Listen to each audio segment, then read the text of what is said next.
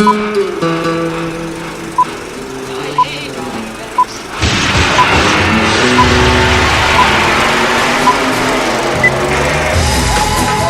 to the Reviews Without Remorse podcast with Joe and Dave. Be warned, the discussions in this podcast will contain detailed spoilers. For spoiler-free reviews of newly released films, please check out our channel Reviews Without Remorse on YouTube and VidMe. Enter at your own risk and enjoy the show. Welcome to the most powerful purple podcast in the Marvel Cinematic Universe. I came up with the better plans when the first plan sucks, and you can call me David. And balancing the galaxy with a snap of his fingers is my good friend Joe. Oh, what's going on, partner? Oh, Lots to talk about. this is episode 63, and in this show we will discuss the second Venom trailer actually has some Venom in it. Does it improve its chances with us? Spoiler alert, not for me. And then, strap in folks, because it's all Avengers Infinity War from here on out, and it's a long discussion. My God, sir. I almost don't even want to talk about Venom. What the hell are you? We are Venom. Okay, so, impressions of the second Venom trailer, go. Well, let's see. It was the last thing I actually saw on YouTube before I went into complete hunger strike mode, trying to avoid spoilers for Infinity Wars. So I saw it pretty much right after we finished recording our last podcast, I saw it.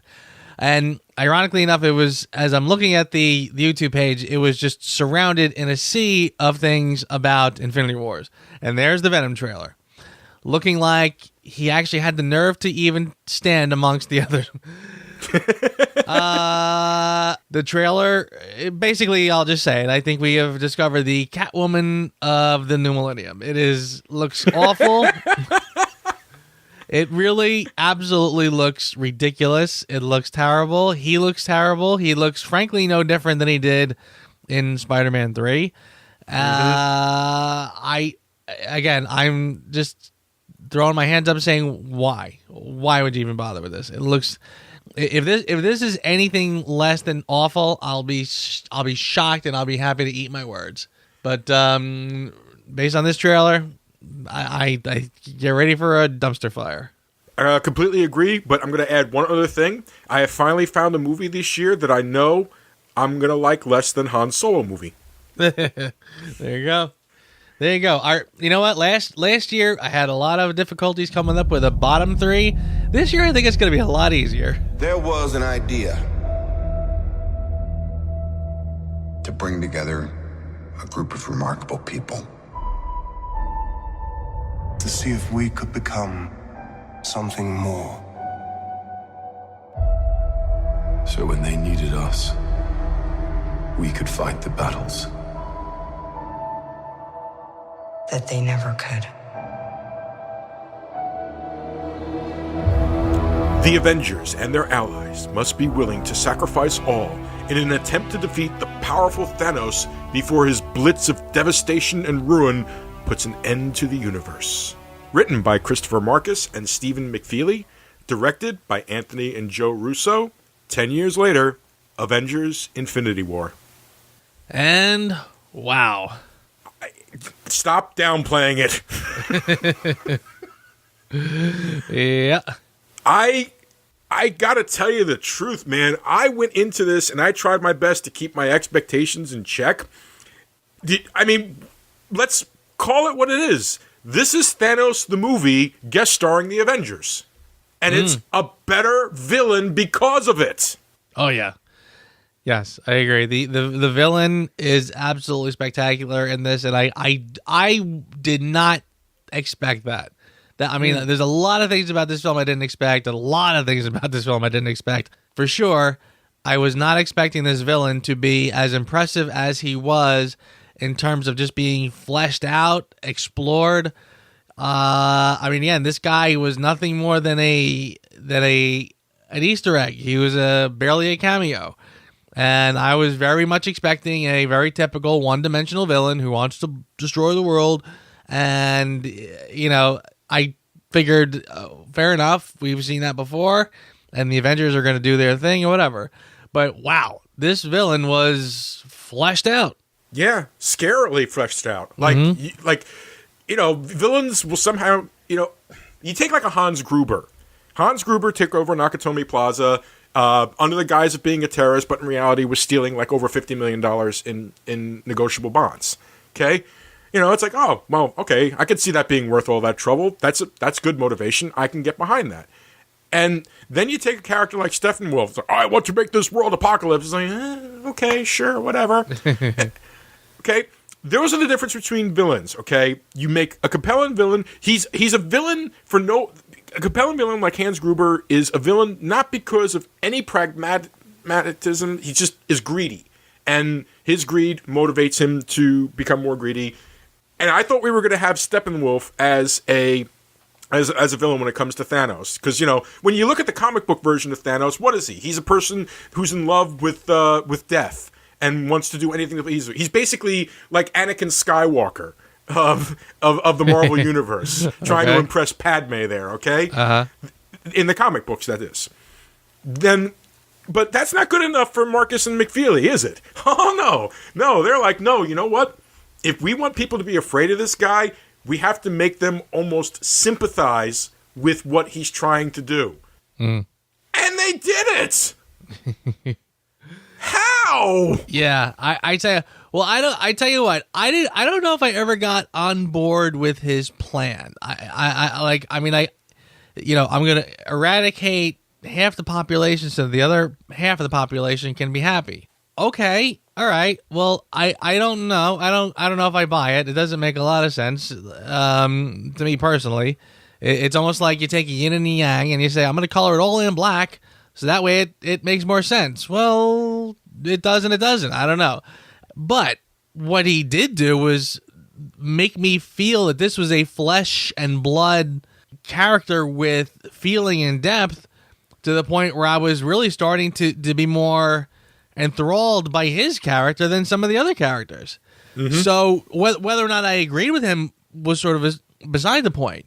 The fact that I believed him, that is what made this thing epic. I agree. It's like his conviction about it is so strong. It's not even something you can... It's not one of those situations like, there's people out there that actually, defend to the rafters that A, we've never been to the moon, B, the World Trade Center was taken down by explosives and not by planes, and C, that the Earth is flat. Those are the type of kooks there are in the world. Now, you could say that Thanos' plan is like number 4 of that. It's like, if we kill half the population, it'll help clear up all the resource problems. It's like, okay, not necessarily wrong, but freaking insane. But yet, like, it wasn't... It was the way the portrayal was going, and gosh darn it, you got to give Josh Brolin a little bit of credit for this, or in ways a lot of credit for this. I figured, he's got that booming voice, so they just got him for the booming voice. Mm. But I also forgot that they did motion capture of his face, so like the expressions that Thanos makes as the movie goes along, that's Josh Brolin just turned into CGI. Yeah, and there are moments in that movie which, like, you could tell it's like, I'm not taking any pleasure in this. You don't understand. This isn't me being like all jolly about doing this. I'm not happy I'm doing this. I feel like this is the only solution to help. Right. And that's a type of motivation that is not an easy thing to portray. Yeah. Let alone get the audience to almost say, okay, you're still insane, but I see what you're talking about. Yeah. And I've said it before in other films, other contexts. I don't need to agree with the villain, but if you show me a villain who, again, if I believe his motivation, that's what matters. And again, his conviction was on display here in spades. So yeah, I mean, wow, he was really he was a very welcome surprise, frankly, in this. We should probably also say, by the way, we haven't really said anything spoilerish, which frankly blows my mind. Because I went into this thinking to myself, how are we ever going to do anything resembling non-spoilers when right out of the gate, everything about this film is so, like, you don't want to give any part of this away. So in keeping in, let's not do some spoilers just yet, and we should probably scream, okay, spoilers from here on out. How about your just overall impression of the film? An incredible triumph. the culmination of something. Everything about this movie shouldn't be. Conventional wisdom says everything about this movie shouldn't be. There is no way you make 18 movies to lead up to one movie and make it work. And it did. There is no way you have 40 plus characters and each of them get a moment to shine. But they do. There is no way that you should have a movie where the villain is compelling and threatening and make you actually think that, this isn't going to turn out too good. And it does. And I would, without spoiling, I kept thinking to myself that the ending was going to happen. And yet, when it happened, I was still floored that they actually had the guts to execute it. And to leave it where they left it. Yeah. What do you think? Yeah, I completely agree. I do think that, again, overall impression, it's a home run. I didn't find it to be perfect, and there is a part of me that I found a lot of it to be overwhelming, and again, which is probably very natural because again, there was a part of I was laughing to myself thinking about how we talked about Age of Ultron. First of all, I had a few people say to me, "Great review, but if you really think Age of Ultron is a 9, you're out of your mind." Scott, I'm talking to you. Mike, I'm talking to you. So they agree with me. Hi guys, thanks. Yeah, pretty much. But again, the big complaint with Ultron was that there was so much going on. It was so complicated. They were trying to bring in too many new characters. And then I look at that and I look at this and I say, you got the entire Marvel universe in one film, more or less. Now, this is going to be wildly complicated. So how's that going to work? And for the most part, it does. For the most part, I think it works pretty swimmingly, again, compared to the cluster F that it could have been. They managed to keep things pretty organized. They managed to give pretty reasonable time to each character. Some not so much. I kind of do feel that there are some characters that don't really get much to do, but there they are. And I kind of felt like there was maybe a little bit of lopsidedness in some respects as to which characters got to shine as a little more than others. For the most part, it's a pretty level field. But again, there's a lot going on. I was at one point I was kind of reminded the Red Letter Media Plinkett reviews of Star Wars, and I remember when they talked about how with each of the original series you had one climax, then there were sort of two things going on in Empire side by side. By Jedi, you had 3 simultaneous storylines happening during the climax. As I'm watching this film, I'm saying to myself, I feel like the whole film is the climax to Jedi. The whole film is sort of one giant climax happening in a few different areas. Yeah. And with that in mind, it's like, wow, I mean, it is kind of a bombardment of things that are happening. Again, though, in very capable hands, very smartly done. To the point where it does work. It does converge. It does come together. The things that happen here affect what happened here. It works. It definitely works the way it's supposed to. But again, there is part of me that says this might not be for everybody though.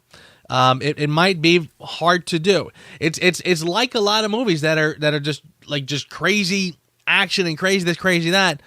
In other films, Justice League, hint, hint, like when there's big action going on, I just literally can't follow what's going on. Here, it is very well done, very well choreographed, but it is still, it's dialed up to 11. It is dialed up to 11 for sure. But again, it is a smart film. If you are a fan of the Marvel Universe, you are not going to be disappointed with this. And that's all I'm going to say until we start talking spoilers. All right. That seems a pretty fair assessment from both of us. So, ladies and gentlemen, from this point forward, you've had your chance to get our views. We obviously like it a lot, and we both recommend you see it, as long as you have been keeping up with the other Marvel movies, but it's spoilers from here on out, folks. It's spoiler time.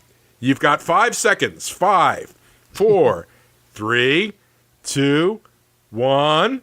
Mr. Stark, I don't feel so good. That hurt. That hurt. That I go ahead. I knew you. Please go first because I'm sitting here with my mouth agape. And again, I felt like when I walked out of this film, I kind of was walking out with my mouth just hanging open, going like, "What?"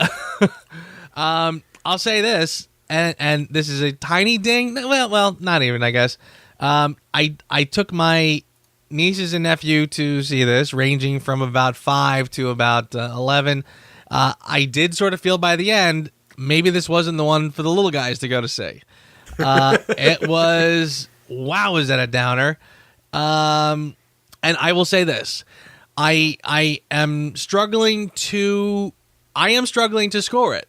I'm struggling to give this a score because, first of all, and I'll even nitpick or I'll even say this, and like here's a tiny little detail that could have put me in one camp or the other. If they left the title Infinity Wars Part 1, I might have had an easier time giving this a score. Because as it is, I struggle saying to myself, if I have to judge this as one self-contained film, how am I going to judge it? As opposed to knowing very well that this is the first act in a 2-act play. Mm-hmm. I mean, again, I know it in my head. I know there's more to come, okay?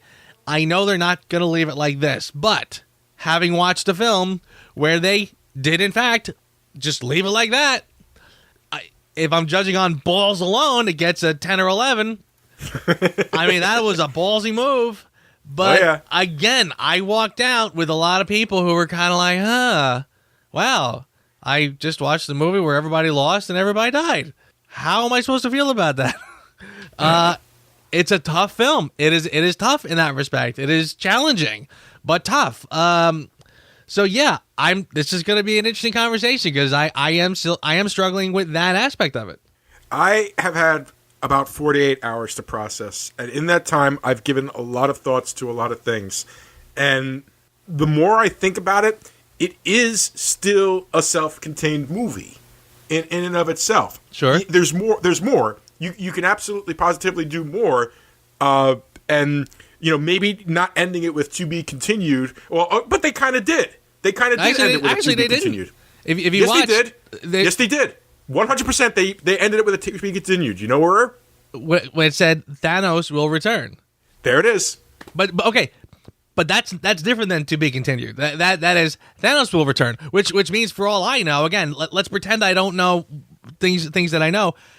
If I don't know anything about the Marvel Universe and I just walked in and saw this movie, if I walk out and see that, for all I know, the next movie is going to be called Thanos: The Great Adventure, and watch him just run around killing people and no adventure in sight. So I don't know that this is part 1 or to be continued or whatever. I mean, and I thought it was very bizarre that they specifically said Thanos will return. Actually, I kind of appreciated that. This is Thanos is the culmination of the entire Marvel Cinematic Universe. Once Avengers 4, whatever it winds up being called, comes out, the entire face of the Marvel Cinematic Universe is going to change. I think that it's only going to have stuff that is only vaguely connected from that point forward. Who knows? I don't know. We won't know until we see the 4th part. Mm-hmm. But I thought that it had a proper beginning, a proper middle, a proper end. I thought that, even though the ending wasn't the ending that we would have expected, or tied things up, here's the way I look at it. We were talking about Age of Ultron as almost like a Empire Strikes Back style movie. Yeah. This is more Empire Strikes Back. This is much more Empire Strikes Back than Age of Ultron. Yes. I understand the comparison. I get what you're saying, and that did cross my mind as well. Again, and it's almost like, put it this way. For one thing, I say to myself, this is probably going to be one of those films where I do the review and I give it a grade, and then next week or 2 weeks later, I'll probably rethink it. Maybe higher, maybe lower. I don't know. Again, like I said, the part about Empire though is that it does sort of end on a note where, wow, we just took a beating, but we're licking our wounds and we are going to plan our next, this is what we're going to do next, and I'll meet you there, and yada, yada. Here, I mean, like I said, if you don't know in the back of your mind that there's another film coming, this film, the ending is oddly definitive. I mean, like, again, somebody who doesn't know what they're watching could be easily tricked into believing they just saw the end of a movie and that's it. Goodbye. Like this is how it ends. Goodbye. And there's nothing else. So that's why I say to myself, I don't know. I don't know what to do with that. I don't know. Again, if there was something, I mean, you could even. There is something. Well, the last cutscene. Okay, if you threw in the cutscene, that's, I guess, the glimmer of hope. I mean, well, I shouldn't say I guess. Yes, that is a glimmer of hope. But again, it's just a cutscene, and if you don't know anything about it, it doesn't mean anything to a lot of people. In fact, I actually walked out. I think I thought it was one thing when I saw it, and then I think later I realized it was something else. Okay, what did you think it was when you first saw it? Well, originally I thought he was sending the signal to the Nova Corps. Mm-hmm. But then I realized, wait a second, I think he's sending it to Captain Marvel. Yes. That was the Captain Marvel logo, right? Not the Nova logo. With the red and the blue, that's Captain Marvel's logo. Right. Yep. Okay. So now we're going to lead into that. But again, that's like I said. I mean, you're like to say that changes the ending of the film is kind of a stretch, because again, like I said, that film ended very definitively. 99% of it, and then all of a sudden, like, the last frame is a logo, and if you know what it is, it's like I said, and again, I'm not trying to play dumb. Like, I know that the next film is going to retcon and fix this, and I assume, and you know, and we're gonna, and it's probably, I'm very excited for what's coming. Frankly, this does leave me in a state where I can't wait for the next one. I can't wait to see where it goes. Mm-hmm. That one is going to be wildly new now. Again, we're talking about needing new characters to come into the fold to correct this. So I'm not trying to sound dumb. Like, I know it's all going to get fixed, but how do I judge this one fairly as a standalone? As a standalone film where they just kind of just brush their hands and say, "Yep, everybody's dead. Goodbye. Thanks for coming." I don't know quite what to do with it and how to judge it fairly. It's a great film. I'm not going to judge it harshly. You know, I mean, even if I did say to myself, "Wow, that ended not in the way I thought," not going to give it a 2 because the whole world dies. I mean, again, the whole journey was spectacular. So, yeah. You know, but like I said, I just kind of walk out going like, how do I, again, if you look at this as a standalone, and like I said, all they had to do was change the title to Part 1, and I probably would have had my out. You know what I'm saying? I mean, that's basically it. I'm looking for my excuse to say, but the next part is coming. But again, there's no implication. There is, again, aside from the tiniest little thing in the after credit, for the most part, it's whatever. But there you go. That's my little dilemma. Like I said, and we will discuss. I agree. I understand where you're coming from. I absolutely do, and I can agree with a lot of that. But, I mean, for example, like, we got emotional when Spidey died, okay? Yeah. When we all know there's going to be a Spider-Man Homecoming 2. That's already been announced. Right. All right? And I was at first shocked when Black Panther faded away, but then it's like, oh, there's going to be a Black Panther 2. That movie made $1.6 trillion or something like that. So, right. You know, it's like, in a weird way, the deaths that happened at the end were kind of lessened by the fact that you knew that they could, you know, retcon them or whatever the case may be, which, you know, is right out of the comic book. But there is still impact from some of the characters in the movie, which we'll get to in a minute. My feeling with this movie is because we live in this world, this is no longer a world of like it was in 1977 or 1980 or 1983, where every scrap of information that came out about the holiest of holy trilogies was something that you'd find maybe in Starlog magazine or something like that, if you were lucky.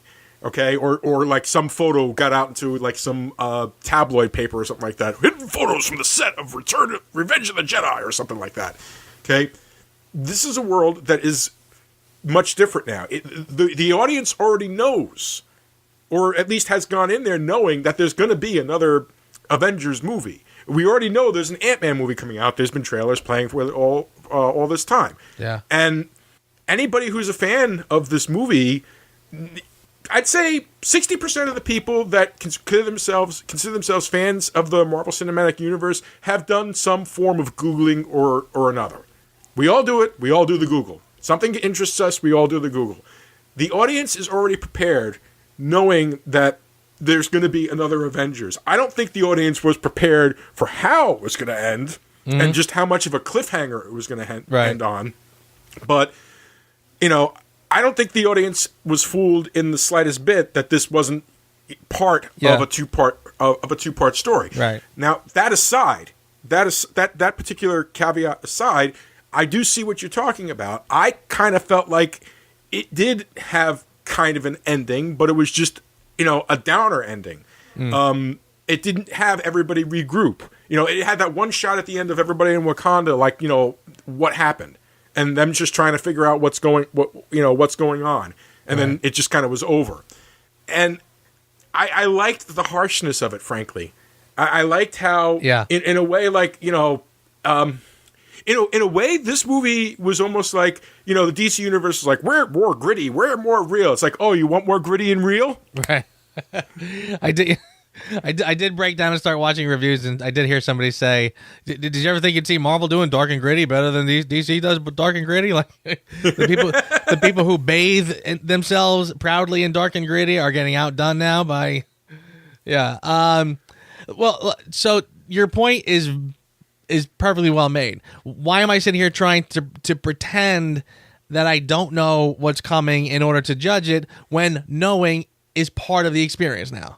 Yeah. But but Joe, it was part of my problem with Age of Ultron, so believe me, I am not blaming you at all. Yeah. I am not.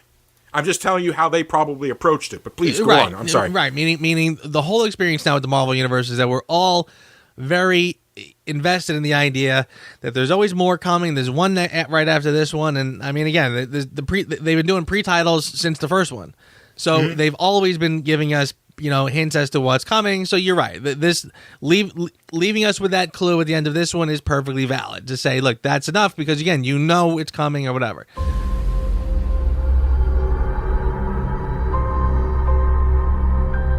The entire time I knew him, he only ever had one goal: to wipe out half the universe. If he gets all the Infinity Stones, he can do it with the snap of his fingers. Just like that. Tell me his name again. Thanos.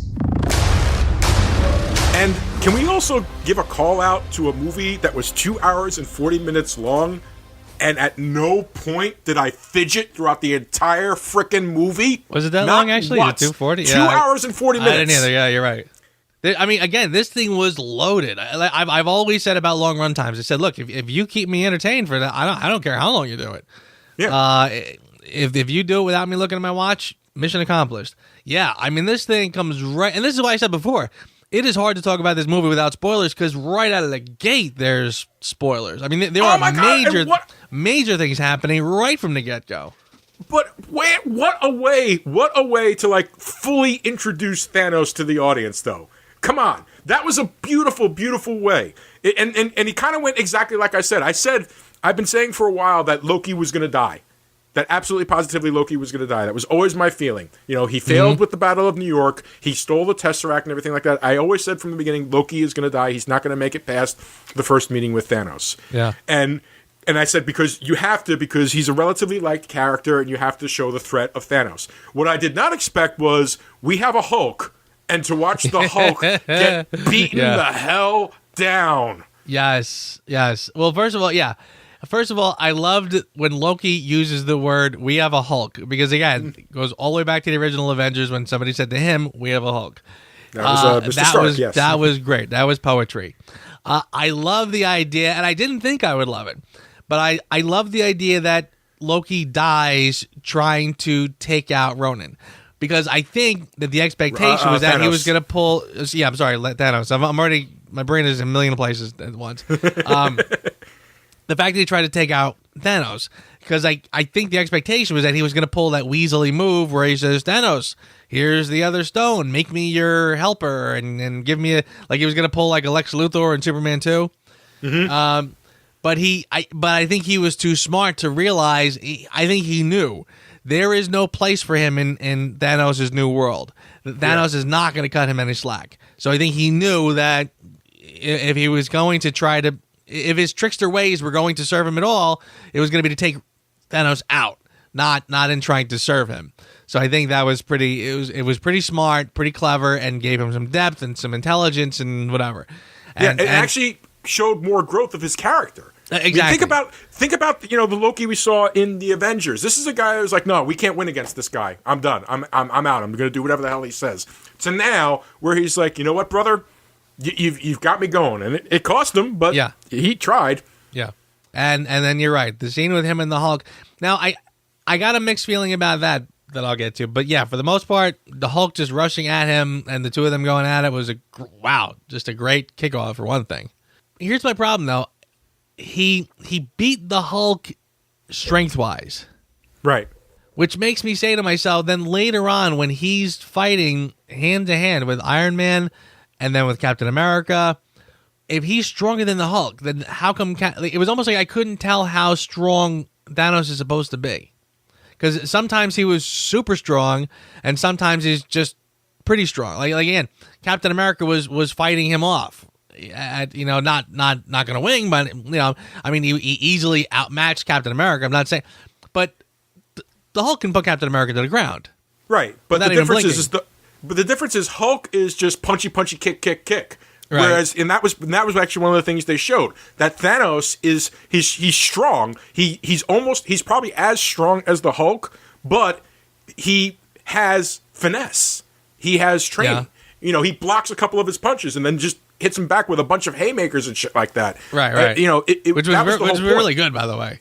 Yeah, it was an excellently done scene. But I liken it to like it's actually part of what makes Thanos a fascinating villain. He doesn't want to do what he's doing. He's just doing what he's doing because he feels he has to.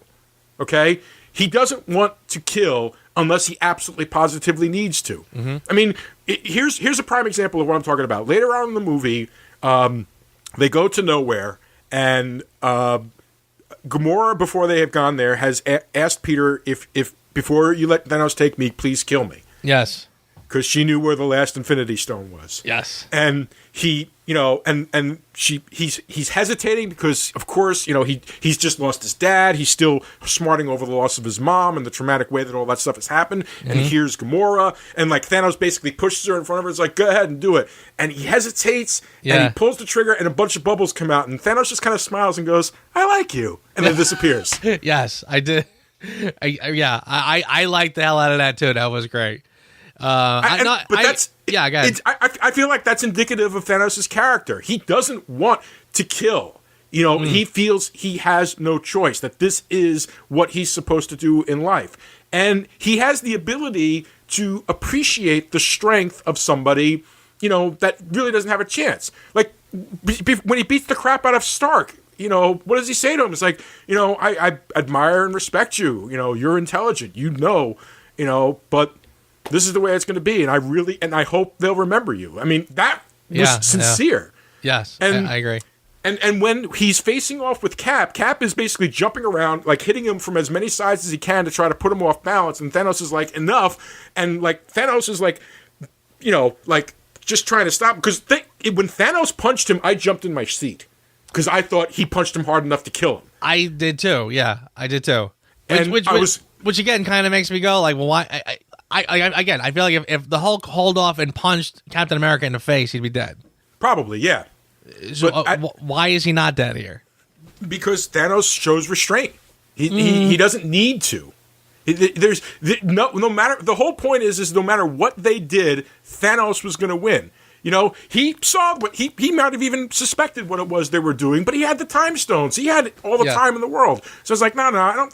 please, he's like shooing away mosquitoes as opposed to like slamming them because like, move, get out of the way, please. Yeah. Please get out of the way. Oh, you blew up his head? Oh, darn, that must have sucked for you. Time stone! Yeah.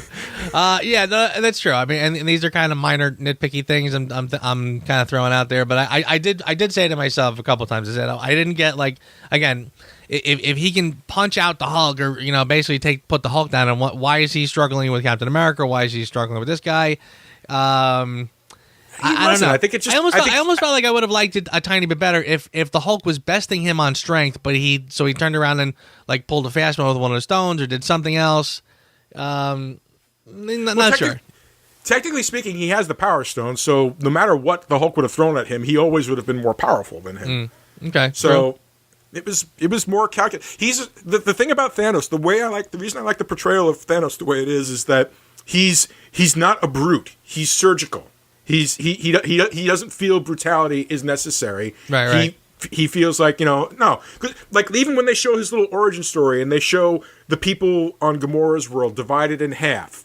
Yeah. Right. It's just, stuff like that. It's not that he's a brutal person, he doesn't want collateral damage. He just wants what he wants. Yeah. Like I had an argument with a friend about this. It's like, why didn't he just send an army to New York to get the Time Stone? It's like, because that's not what he wants. He has extremely capable people under him. And let's face it, it was two people. It was the Ebony Maw, that's the name of the old-looking Squidward guy, right. And Cull Obsidian, that was the big Hulk-style guy, who went to New York and faced off against Tony Stark and two sorcerers, and basically kicked their ass. Mm-hmm. So why would he need an army? For God's sake, he got what he wanted. Minimal damage. Yeah. Very true. Very true. The whole point of his quest for the Infinity Gauntlet is he had been doing it the hard way for years, and getting the gauntlet just meant some patience and then a snap of a finger. And I still can't believe they actually did the snap of the finger, but I guess they kind of implied it in the trailers. Yeah. No, that's very true. And I also, and it's funny you mentioned that too, because that was also something in the back of my mind. I felt like for years until now, he's kind of been slowly kind of working on the Infinity Stones. He sends Ronan out to take care of one, but now he it was Loki almost to get one. Yeah. Now suddenly he's like, you know what? Which I guess, again, that like I said with the last one, they ended off with him putting on the gauntlet saying, I'll do it myself. So yep. I guess it was like, screw it. I am going to go get them right now. And that was basically why this next Avengers film is that. And he gets them all in a relatively short time, frankly. Well, because he planned. That's part of the reason. Another reason I love Thanos. It's like, he was like, well, why show my hand by me? If I were to go, he knew that the Power Stone was on Xandar, and God knows what the hell happened on Xandar, the home of the Nova Corps. He knew the Power Stone was on Xandar. He knew where the Mind Stone was. He knew where the Time Stone was. He knew where 3 of them was. So I feel like he was just biding his time until he knew the location, or at least got the information he needed to get. Think of it this way. In a weird way, this movie is directly a sequel to Guardians of the Galaxy 2 because he didn't know where the Soul Stone was until he captured Nebula. And Nebula, it was Nebula's brain that he got the information that Gamora told her, I know where it is. Right. And only after that, that's when he started going at it. It's like, I know where all 6 is now. Now it's time to go get them. Yeah. Okay. All right. I'm with you. It's a bit of a stretch. I'm going to agree with you, but that's the way I look at it. Is like, well, what was he waiting for? And knowing Thanos, knowing his infinite patience, and knowing his, planning and calculation and everything like that, he wanted to wait until he knew for sure where all 6 of them were, or at the very least know how to find the last one, the Soul Stone. The Soul Stone was the one that he had no idea about until he got Gamora again. Right. And by the way, I can we talk about the Soul Stone for a second? Because I gotta say it, what a nice surprise! What was the surprise? When they went to get the Soul Stone, who was the guardian of the Soul Stone? Yes. No, I was waiting. Yeah, no, I was waiting to get there. And frankly, you predicted that. I remember you saying a while ago. I think it was when we talked about, probably back when we talked about the first Avenger, Yeah. You said it didn't look like he died. It looked like he got sucked into space and transported someplace. So it would not be a stretch if we saw him again. So sure, that came right back to me as soon as he showed up, and I was like, "Wow, are you serious?" I thought that wasn't the same guy's voice, though, was it? No. Hugo Weaving didn't come back for the part. It's a guy named Ross Marquand. He's a great voiceover artist, and he's currently on The Walking Dead. But that's okay. It really didn't matter. It was a short scene. Why did they not get Hugo Weaving to do the voice for that? That was Hugo Weaving crazy. said he didn't want to come back. Just to do a voiceover for 5 minutes? He probably didn't have to put him in the mask. He could have just put him in the voice room. I'm not disagreeing with you, but he said he didn't want to come back, and Marvel just was like, okay. Let's talk about this plan of yours. I think it's good, except it sucks. So let me do the plan, and that way it might be really good. Wow. There's a lot of death in this movie. A lot of death in this movie. Yeah. And I have this feeling that, like people are instantly thinking, like, oh, but they'll just retcon that in the next movie. And I'm like, you know what? I don't think so. I think some of the deaths are going to stick. I'm wondering if some of the earlier ones, like Loki, would stick. And Loki and Heimdall, they're gone. Yeah, I don't think they'll go all the way back and fix that. Yeah. But I also think Gamora is gone. That is possible. That's a good question. Yeah, I mean, if they're going to, well, maybe that'll be a question that they have to sort of deal with in the next one. Like how far back are we going to dial it? Are we just going to go back to when he got the last stone and snapped his fingers, or are we going to go back till a little bit more?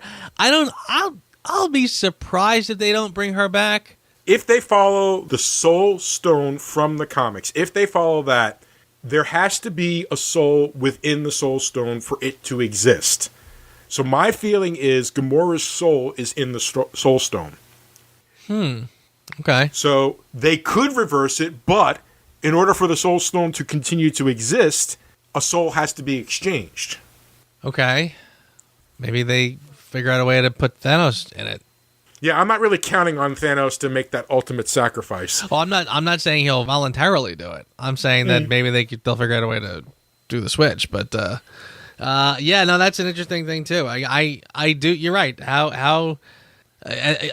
right. It's probably pretty easy to say, oh, everybody will be back in the next one because they'll go back in time and fix everything. But maybe not. But you're right. Maybe a lot of this will stick.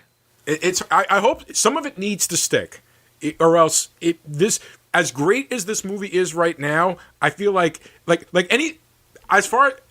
walked out of the movie and I said to myself, anybody who died after the snap, if they come back, that's fine. I feel like that's fair, because the whole conceit, even in the comic book, was that the person who winds up wielding the Infinity Gauntlet basically reversed everything Thanos did when he got the gauntlet. Mm-hmm. All right, and now. He didn't get the gauntlet when those other people died. It was the people that the half the galaxy or universe that got destroyed that happened. So them coming back wouldn't surprise me, and I would be quite okay with that. But anybody before that, save maybe for Vision. Vision, I would give them a break if they brought him back. He's a machine, and he was basically downloaded by I guess the Queen of Wakanda now. Oh, I see what you're saying. Okay, if they brought it back in a different way. Yeah, they could still bring Vision back. Yeah. As much as I complained last week about how densely scripted the last movie was, Age of Ultron was, I don't know what it is, but the way that it felt like when I was watching Age of Ultron, I felt like some of the little side stuff in there. It's like, well, did we really need that for this story? Did we really need that for this story? And I couldn't convince myself one way or another. Or could we have enhanced this? Or could we enhance that? I can't find any part of the script here that felt needless. I felt like everything that occurred had a setup and a payoff by the end of the flick. Yes, I agree with that too. And you're right. Whereas the other one had, they had the luxury in the last one to sort of put in what they wanted to, and they sort of chose to overstuff it. I agree with you. Here, yes, I mean, every single person, there was nobody new in the story. No. Everybody who we met. Thanos and the Black Order were the new people. And even then, I mean, we've been seeing Thanos. We knew he was coming. I mean, he was certainly fleshed out in this one for sure.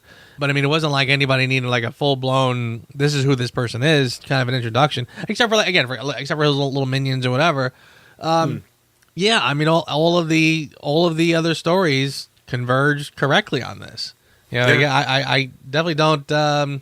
You know, I have no problem with that part of it. And every little moment just felt right. Like when Steve first shows up, my audience exploded. Yes. I don't know about yours. Oh, yeah, mine too. Incidentally, by the way, this had to be the most... I cannot remember going to the... I can't remember the last time I went to the theater and stood on a line as long as I did to get into the theater. This was honestly unprecedented. I cannot remember the last time this happened. I can. Return of the Jedi. I swear to God, I was just going to say, the only thing I can even think of. That is how it was the last time I stood on a long line to get into a theater. Yeah, no, you're not kidding. Yeah, so this was something else. Yeah, and yeah, everybody cheered when he showed up. I was, you know, and that was, I was kind of surprised. Well, first of all, the fact that he was still hanging out with Scarlett Johansson and the Falcon and the other. I mean, that sort of surprised me. I was a little surprised that they would still be kind of together. It was good. I thought that she made it clear that in the end she helped Steve. Oh no, she helped him. I mean, we left, and she had to go on the run. I mean, basically, we had left Captain America in Wakanda hanging out. Yeah. I mean, that was the last as far as I can remember in the MCU. The last time we see him, he's dropped off in Wakanda with Bucky, right. And he's basically been in hiding ever since. So again, I'm not saying it was wrong. I thought it was smart, the fact that he kind of got back in touch with these few. You know, it was pretty good. And I liked when they went back to the base, by the way, and there's Rhodey, and Thunderbolt Ross is already kind of lecturing him, yada, yada. That was awesome. Yes. I thought that was great. That was a great little callback, and I love that Rhodey was like, yeah, sorry, Cap. Yeah. I thought that was great. I liked that they all kind of came together, and the fact that he says to Ross, he's like, look, we're gonna save the Earth and fight. If you got a problem with it, we're gonna fight you too. Yeah. Like, I mean, this come arrest us. Yeah, it's like at this point, are you really gonna even bother me with any kind of your bureaucratic kind of nonsense at this point? The whole existence is at stake here. We're gonna fight. No, I really was. I was really extremely happy with everything that occurred. I felt each death. I was genuinely surprised by some of the things that happened. I don't really have a lot to complain about, and I've had going on coming up to 3 days now since I've seen it, trying to digest it, trying to understand it, and I dug, and I love this movie. I love it a lot. I feel like as a culmination to 10 years, home run, guys, grand slam. I feel. Yeah, I completely agree with you. I really do. Like I said, I wish. I wish that they just made it clearer on paper, I guess, that that you're watching Act 1 of a 2-act story. By kind of, again, at some point they made a decision to not call this Part 1. Right. And again, I'm not sure why, and maybe it'll be clearer when I do see the next one. And by the way, the next one is May of next year, is that right? So we're not waiting as long as... So it's only 1 year. Okay. Yep. Thank God. 1 year and 2 movies in between. It's going to be Ant-Man and Captain Marvel? Yep. So we will get a full-blown Captain Marvel. And the Captain Marvel, I believe, is set in the 90s or something? Yes, it's her origin story. Okay. So by the when we get to Part 2, yeah, okay. Yeah. And we'll most likely explain why she's not on Earth when all this stuff is going on. So that's pretty good. I like I said, I do feel kind of hamstrung when it comes to scoring this, because again, it's almost like, you know, you sit down to a play and you watch the first half, and then at the first half it ends like just when everything is at its lowest, and somebody stops you and say, okay, now I want you to rank this movie now, or rank this play now, and it's like, well, how am I going to rank it? How am I going to score? How am I going to judge it if I can't see the second half? You just what you've seen so far. Well, it's good. It's competent. I like it. I'm having a good time. But you left me right here. So again, that's the only kind of weirdness I'm struggling with this.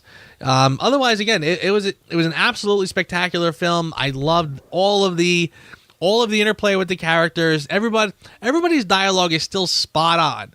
Again, you would think like here's where you have to sort of tweak and do things to get A to B or whatever.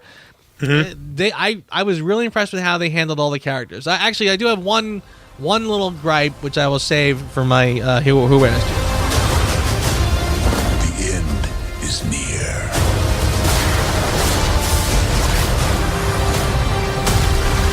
When I'm done, half of humanity will still exist. Well, since we're heading there anyway, we've gone past the 50-minute mark, so you might as well start it. You want to do the score first, or you want me to score first? You score first. All right, then I'm just going to come right out and say it. I gave it a 10. Wow. Yes, I did. I was floored. I was absolutely positively floored by this movie. And the more I tried to find flaws with it, the more I was able to just say, I can't. They knocked it out of the park. They did all the things I thought they were going to do, they didn't do. I thought that we were going to get a two-dimensional Thanos. We didn't get that. I thought that, they were going to not really make any real consequences happen. And frankly, if the Gamora one goes the way that I think it's going to go to, that's kind of big. And I liked that. I felt like all the characters, none of the characters played themselves any different, did not do anything in service of the plot. They were all who they were. I mean, even Steve was like, we're not trading one life for others. And like Vision points out, well, you did that, sir, when you saved the world originally. And Steve's like, that was a different situation because of what he was in. That's the thing that I loved about this movie so damn much. Yeah. Nobody felt out of place. Yep. Everybody got a moment to shine. The story made coherent sense. Maybe it didn't end the way a lot of people would have seen. Maybe it's not like a traditional end the way the movie is. But if there's one thing about Marvel, they've never been traditional. Their entire process for the movie making process, the way that they intertwine everything together, had never been done before. So bless them. I bless them for having the cojones to try something different, something that no movie has ever really done before. Yeah. Which is basically leave us with a giant set of blue balls for a year. There you go. They're doing movies basically like comic books, where they just say, look, we're gonna, everything relates. It's a big world that coexists and yada yada. And it's paid off. It has absolutely paid off. Okay. Like I said, I struggle with it a little bit. I might come back later and wish I gave it a higher score. I'm going to give it an 8, which frankly I think is perfectly respectable. I mean, this is, like I said, it's tough because it's, again, you're giving me, I mean, put it this way: a cynical reviewer might call this a 2-hour commercial for the next one. This is a complete, like I said, it's a 2-part story, but you're just giving me half of the whole story. And how do I judge the whole story based on the half that you've given me? And again, I'm probably going to give the next one a 10 because I have a hunch that the next one is going to be done as smartly, as competently, as entertainingly, and with a magnificent, satisfying ending that I was craving in this one. Mm-hmm. The comparison to Empire Strikes Back is perfectly valid. Again, we know it's a 2-part story, but again, I'm walking out with people just going like deflated, like wow, oh wow, they can't believe what they just saw. It's a downer. It is intentionally a downer. It's tough. It's bold, like you said, and I do respect it for what it's doing. And again, I don't think there's anything wrong with giving this an 8. I think then again, I gave the last one a 9, didn't I? Yeah, you did. Yeah. I figured you were going to give it a 9. That's why I'm a little floored by its 8. But dude, you know what? That's how you feel right now. That's okay. Yeah. There's nothing. I went back to Blade Runner 2049 and wound up putting it on my top 10 list. So it is possible you can revisit this after you get some distance from it. I'll be stunned if this is not on my top 10 pretty prominently, frankly. Again, it's hardly it's hardly anything to be ashamed of to get an 8. But again, I do feel like they've kind of sort of now put themselves in. I mean, like I said, the whole movie's in a way feels like I'm watching the climax to another movie, to a busy other movie. Like I said, I mean, I compared it to Return of the Jedi, where you got 3 separate storylines all happening and creating this simultaneous climax. And again, I kind of feel like the overall the force of this film is, I mean, you're bombarded. I mean, and truthfully, I might regret even making this comparison, but again, if I'm gonna penalize something like Justice League for just this, this screen full of crap going on, I have to sort of say, I got to be honest and say, well, when they do it better here, they do it smartly here. But the overall effect is a bombardment on your senses, and I do sort of say, is it too much? Have they taken it to the point where it is too much to even, swallow it all? Again, I mean, this was a meal. I mean, I feel like I've walked away from a magnificent meal and I'm stuffed to the point where I can't breathe. So, again, and by the way, and I've only seen it once. I saw it once last night, and I'm actually dying to see it again. I am going to see this again at some point, and I'm anxious to see it again. That alone is praise that I really can't remember another film that I felt that way about. That I couldn't wait to see it again. I mean, even when we saw Blade Runner, I said to myself, I feel like I'm dismissing this film that is probably, there's a lot more there that I'm giving it credit for, and I want to watch it again, but I wasn't anxious to watch it again. I didn't, it wasn't like I couldn't wait to see it. This one, I genuinely want to see it again, and I want to see it soon. I want to take it all in. I want to get it all. I mean, but I feel like I feel like I'm the moment where he puts the 5th Infinity Stone on, and he just like you see him kind of bugging out, like it's overwhelming him. That's how I feel about the film. Like you've given me everything I've asked for, but I'm getting it all at once, and it's like I don't know, I can't take So it's a big film to take in. It's a big film to take in and to judge with any kind of fairness, I think. But again, that's my overall first impression, and I could easily see myself coming back and scoring it higher again because, like I said, unless I really find something I dislike about it, it's pretty stellar. Like I said, I do have a nitpick or two, but overall, I think it's a tremendous film. Well, so since you brought it up, we already know that I gave it 10. And the only reason I gave it 10, I originally was going to go for a 9, and I searched and I searched and I searched, and I couldn't find anything that I felt personally bothered me. Hence, I gave it a 10. Hence, I have no Who Asked You. So, Joe, who asked you? Okay. I have a feeling you might agree with me on this once you hear it. Okay. This should be interesting. I had a problem with the Hulk. The Hulk just saying no. Yeah, I had a big problem with that, frankly. And again, I liked it when it opened up with the Hulk, and I liked how that beginning scene ended with him getting sort of sent back to Earth and opening up with Bruce Banner saying Thanos is coming. But after that, the idea that he can't get the Hulk to come out now, I mean, this was almost like I'm saying to myself, it's like we, first of all, in the Avengers, it was like, oh, my secret is that I'm always angry. So at the snap of his fingers, he can turn into the Hulk. Then we kind of fast forward, and we're on in Ragnarok, where he's Hulk 24/7 and can't turn back to Bruce Banner for some reason. He can even sleep as the Hulk and wake up as the Hulk. So I wasn't quite getting that. And then he says at the end of that, he goes, but if I turn into the Hulk again, you might never see Banner again. And, okay.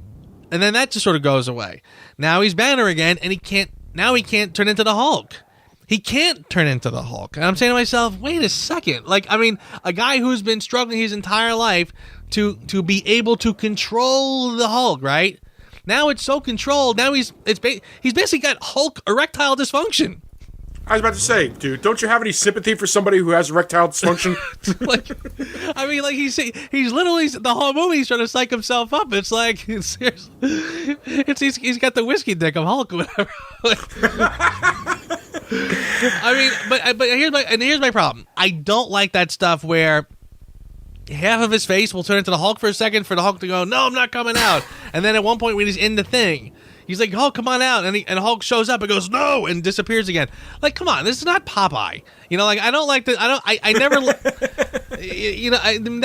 that was really getting silly. And I'm saying to myself, first of all, I kind of feel like by the next one, look, I want a good 5-minute explanation. I want a PowerPoint presentation on what's going on with the Hulk. Why is it every time I turn around there's new rules with the Hulk, and why now are we where we are? And I'm saying to myself, if they tell me later that the Hulk didn't come out because Thanos beat his ass and now he's too scared to come out, no. That's not how the Hulk works. I'm sorry. So that was my biggest problem in this. You know what? I can see it, dude. I honestly, I'm still not going to ding at points. I don't blame you for not dinging it, but I'm sure you agree with me that was weird. Yeah, I could. That was kind of annoying me. I felt like, well, what is it? And a part of me kind of feels I kind of agree with you. I want a much better explanation than simply because Thanos beat his ass. Yeah. Because I can understand it. I understand why people are like, oh, that's probably why, because it kind of makes sense. Hulk has never been defeated hand to hand by anybody. And, I can understand that as a potential motivation. I don't even know if I even agree with that necessarily, because, again, Thor whipped his ass pretty good. I'm not saying he beat him, but Thor gave him a good... When he fought the Hulkbuster, he spit out a tooth. Yeah, but that's a machine. Yeah, okay, but Hulk has fought pretty substantial obstacles before. I don't see why this would be the one to make him run and hide. As if that were a scientific possibility. I feel like there's something else at play. Yeah. At least I hope there is. I hope it's not as simple as that, because that would be kind of a letdown. I agree with you. But we're not going to know, at least for another movie. So we're going to have to deal with it for now. Agreed. All right. For your consideration, you want to go first? Because I got a hunch we're going to say the same thing. Man, first of all, there is a lot to consider for this movie. Special runner-up for Tom Holland's delivery at the end there. Yeah. Mr. Stark, I don't feel so good. Okay? For that entire little sequence. And it was something I read online that I hadn't thought about. It's like, you notice how everybody else, when they disappeared, they went peacefully? Yeah. And it was only Spider-Man that was really freaking out. Like, some people were saying, well, it's because he was young. And it was, so I forget who it was, but somebody said, well, spider sense. His spider sense must have been going through the roof, knowing that he was about to die. Okay. Very good. And I feel like, whether it was because he was young or spider sense, Holland really did a great job with that scene. But this movie had to stand on the shoulders of a CGI character. Something you and I, on many occasions, have said, we're not 100% sure how well that's going to work out. And we kind of both agreed that it depends upon how they animate and how well the actor they use for source material will be. I give full props to Josh Brolin for this movie.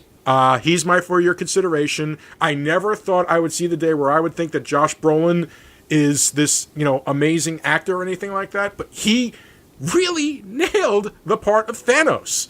I mean, we had a scene where Thanos was supposed to be crying. Yeah. A scene, Thanos of all people, where he's supposed to be crying. And I bought it. Yeah. I 100% bought it. That's partial animators, but it's the facial capture and the delivery by Josh Brolin that sold that scene. That sold all the scenes with Thanos. Agreed. Absolutely agreed. And as I predicted, we were both kind of saying the same thing. I didn't say Josh Brolin exactly. I just put Thanos. I said that whole character honestly really did blow me away. I was stunned at how much depth they were going to give him. And honestly, the scene on the mountaintop when he's told what he needed to give up, something he loved. And when she starts ripping into him, saying like, you failed. You absolutely failed. This is it, because you don't love anything. And when he turns around and he's got tears in his eyes, I'm like, no way. I mean, I was honestly just blown away.